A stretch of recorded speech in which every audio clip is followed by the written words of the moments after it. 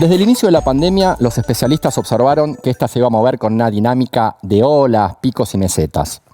Con la llegada de las vacunas, el horizonte parece más cercano, pero todavía falta. Mientras tanto, ¿qué hacemos? Y mientras tanto nos cuidamos e intentamos entender un poco mejor qué es lo que está pasando. Para eso conversamos con Rodrigo Quiroga. Rodrigo, ¿cómo estás? Hola, ¿qué tal? Un gusto. Un gustazo. Arranco con la siguiente pregunta. ¿Cuál es la diferencia entre esta ola que estamos viviendo ahora y la o las olas anteriores? Bueno, primero hay muchas diferencias, la verdad. Una de las primeras diferencias es que en la primera ola de contagios a principios del año pasado arrancamos de un pico, de un piso de 0 casos, ¿no? O sea, arrancaron los casos desde un número muy bajito a crecer de manera exponencial y sostenida en el tiempo, ¿no? Claro. La gran diferencia con la ola actual es que esta ola de contagios la arrancamos desde los 8.000 casos, ¿no? Entonces, rápidamente, al tener crecimiento exponencial sostenido, en muy poco tiempo empezamos a ver un número muy alto de casos que empieza a complicar no solo la capacidad de diagnóstico, sino también la capacidad de atención en los centros de salud, ¿no? Y esto es justamente lo que la vuelve tan peligrosa y tan preocupante. Por otro lado, se le podría también llamar ola de contagios a lo que sucedió entre fines de diciembre y principios de enero, ¿no? Tuvimos un aumento de los contagios producto de un comportamiento diferente que tuvimos durante diciembre, ¿no? Se aumentó en general, o la mayoría de la población, aumentó el número, la frecuencia y la cantidad de personas que estaban participando en diferentes reuniones sociales, ¿no? Y eso impactó directamente sobre el número de casos. Cuando esa conducta dejó de ser de esa manera, cambió nuevamente cuando comenzó enero, los casos volvieron a bajar como estaban bajando en noviembre, ¿no? Entonces, definitivamente lo que tenemos que entender es que el comportamiento de la curva, es decir, cómo crecen, se mantienen o disminuyen los contagios, depende de varios factores, pero inherentemente depende de nuestro comportamiento, ¿no? Mientras más personas vemos, más expuestos al contagio estamos y más probabilidad de que podamos estar infectados y contagiando a otros también, incluso sin saberlo. Es fundamental comprender que aproximadamente el 60% de los contagios los producen personas que al momento de estar contagiando no tenían síntoma alguno, ¿no? Entonces, por eso es tan difícil de adelantarnos a esta enfermedad y prevenir los contagios. Claro, tal cual. Recuerdo que en abril del año pasado surgieron varios modelados matemáticos de cómo iban a ser esas curvas de contagios y se trata de aproximar esas curvas y tratar de poder predecir y poder cuidarnos. ¿Se corroboró eso que se planteaba en abril? O sea, ¿se comporta de la manera en que creíamos? Lo que pasa es que es muy difícil predecir lo que va a ocurrir con los casos porque, como decía antes, depende del comportamiento social. Entonces también depende de las medidas que tome el gobierno, depende del acatamiento de esas medidas por parte de la población y depende de cómo evoluciona el comportamiento general, digamos, de la ciudadanía con respecto a sus costumbres de reuniones sociales y de cuidados, cuál es el contexto de cuidado en el cual se dan esas reuniones, ¿no?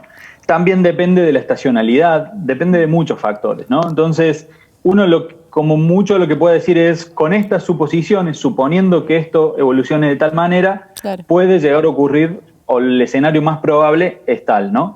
Y en ese sentido, lo que nosotros, lo que algunos habíamos modelado y estábamos viendo, era que era posible que el sistema de salud llegara a saturar si no se hacía nada al respecto, ¿no? Si los casos seguían creciendo a la misma velocidad y si no se podían agregar camas o tomar algún tipo de medidas al respecto, ¿no? Por suerte se tomaron medidas, la población adoptó mayores cuidados y pudimos evitar el colapso del sistema de salud del año pasado, pero este año vemos que la situación es muy diferente, la velocidad de crecimiento de los casos es mucho mayor. Estamos con una disminución de los cuidados notable desde noviembre a esta parte, hay menos gente usando barbijos, se han relajado mucho de los cuidados, la frecuencia de nuevo y el tamaño de las reuniones sociales ha ido en aumento desde noviembre a esta parte y cuando llegaron los primeros fríos hemos trasladado todas esas actividades puertas adentro, muchas veces en situaciones de mala ventilación y eso obviamente aumenta muchísimo el riesgo. En particular, en este momento tenemos habilitadas un montón de actividades de alto riesgo, bueno, ya no desde las medidas o un poco restringidas desde las medidas que se anunciaron la semana pasada. Digamos, esas actividades de alto riesgo sabemos que implican alto riesgo de contagio por el contexto en el cual se dan. Les doy un ejemplo muy simple. Bares, restaurantes o locales bailables en general implican estar a menos de 2 metros, sin barbijos, hablando fuerte por la música, lo cual aumenta la cantidad de aerosoles que expulsamos por la boca durante mucho tiempo, sin distancia y en lugares mal ventilados, ¿no? O sea, se cumplen absolutamente todas las condiciones para que haya un alto riesgo de contagio en esa situación, y además implican muchísimas personas en el mismo lugar, ¿no? Entonces son los lugares ideales para que se den los eventos de supercontagio, donde un infectado que esté justo en el momento de alta carga viral, es decir, que tenga mucha cantidad de virus en sus mucosas, en las vías aéreas superiores, va a expulsar mucho virus por su boca y podría contagiar a muchísimas personas, ¿no? No a 5, sino a 20, 30, 40 personas. Ha habido muchos casos de estos eventos de supercontagios registrados en el mundo y también en Argentina, como aquel baby shower del año pasado, ¿no? Entonces, lo que tenemos que hacer como ciudadanía es entender cuál es el riesgo de cada una de las situaciones, evaluarlo e intentar minimizarlo con el uso de barbijos, respetando distancias y reuniéndolos en números pequeños de personas, idealmente al aire libre, o si nos reunimos puertas adentro, tener muy bien ventilados los ambientes, ¿no?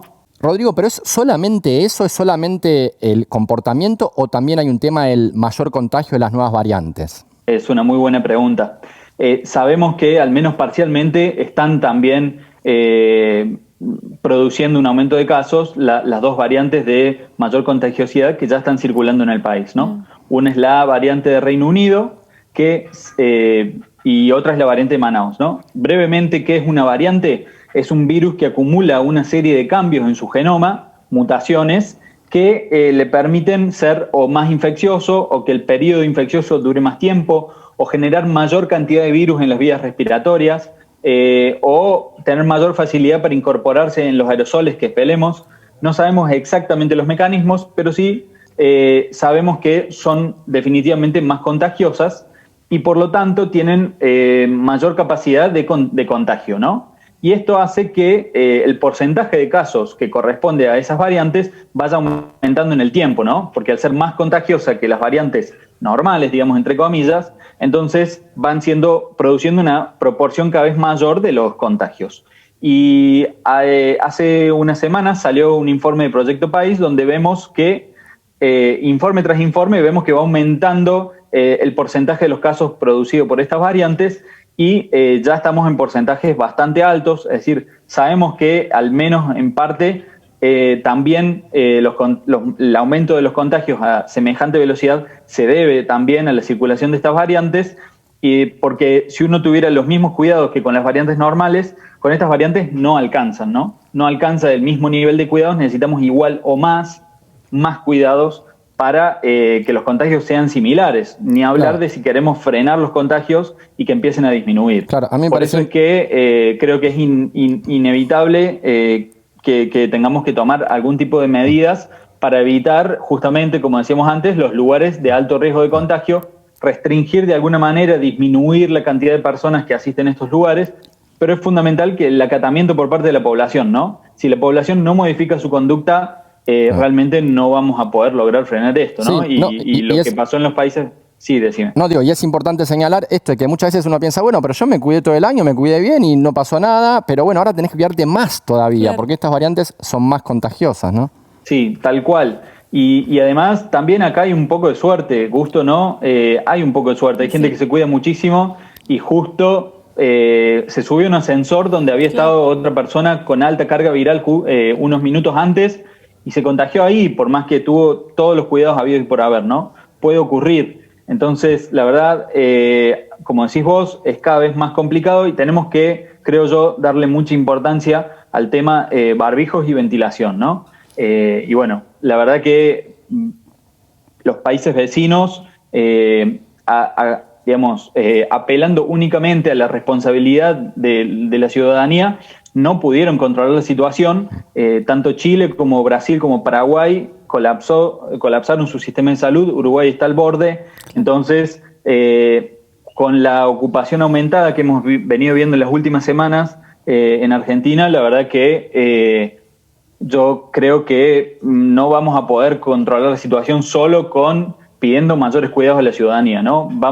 El gobierno va a tener que tomar quizás medidas más fuertes y bueno, eso sabemos que va a poder tener algún tipo de efecto. Sabemos que va a bajar la curva si hay acatamiento, nuevamente, ¿no?